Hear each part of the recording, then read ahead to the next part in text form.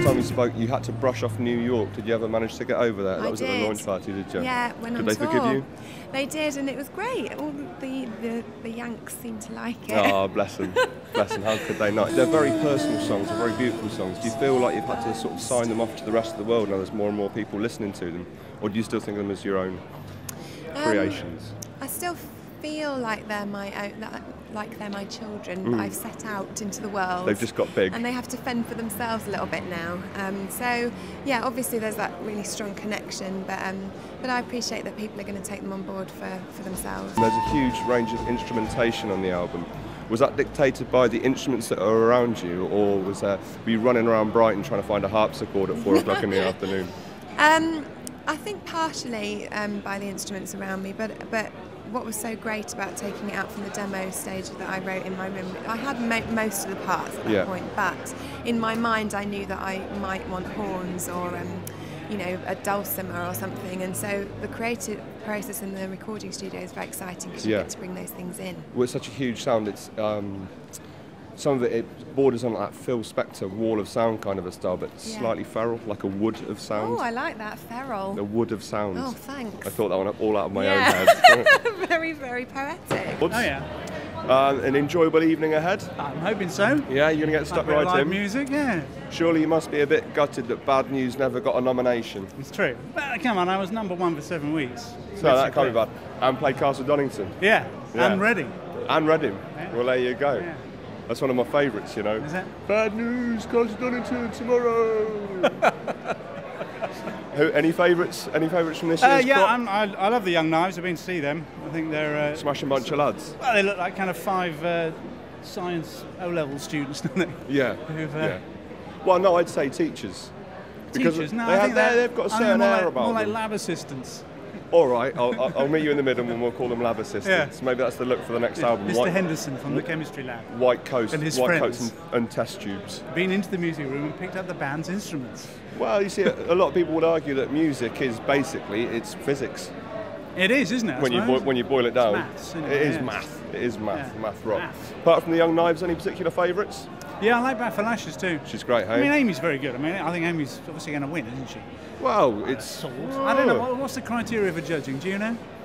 All I know is that it doesn't get decided until right till the very last minute. Yeah, and who decides? Can I say? Yeah, go on. Do you want to be in charge? I think. I just wonder. It just seems a who's very on the panel? Long and complex judging panel. Load of industry people. Yeah, it needs someone from outside with fresh ears. Yeah. Well, look, enjoy the evening. Cheers. Pleasure to meet you. Nice to meet you. See you again. Take care. How you doing? You all right? Yeah, I'm all right. How's the red carpet? A bit of a grilling. I had a fear, to be honest with you. Did you? Yeah, I got a bit of a sweat on. You guys, you seem, well, you're very chatty guys, you're very eloquent guys, but even you must get a bit bored of all this. Well, that's all right. No, they're all right. They've been quite nice, but a lot of them just asked us back for Amy Winehouse, haven't they? Nothing else, which is, I thought this was about music and about sort of. Well, this has been my argument. You know, how many of them do you think have listened to the albums? Those blokes over there. Definitely one of them hadn't, because he reviewed us for The Guardian and his review didn't mention a single second of our record on it.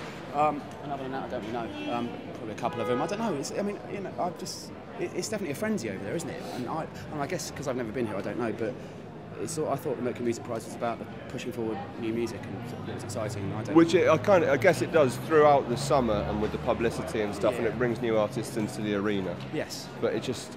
How much relevance is there in the media scrum and the bum fight, you know? I'd say kind of none regards sort of looking at the music, and some regards the fact that they're talking about stuff that's out there. It's all just talk, isn't it? It's all just chatting, It's all just words. Nonsense, isn't it? Well, look, go and enjoy yourself. Yes. Don't get too legless. Hey. We'll see you in a little while. Take care. Jools, Holland and Joe Whiley, welcome along. We won't take up too much of your time. What I wanted to ask you about was with the way people digest their music is changing. Do you think in 10, 20 years' time albums will still be a relevant format, and if not, how are award ceremonies like this going to adapt? That's a big question for For so 2 soon to the minutes. ceremony starting, isn't it? That's It's a very good question as well. I think the question, that's right. I very much think that. I think that the format of music, it doesn't really matter. The format of music, you know, 1 minute's an iPod, that would be gone 5 minutes later, it'd be something else, you know, it was records. It doesn't really matter.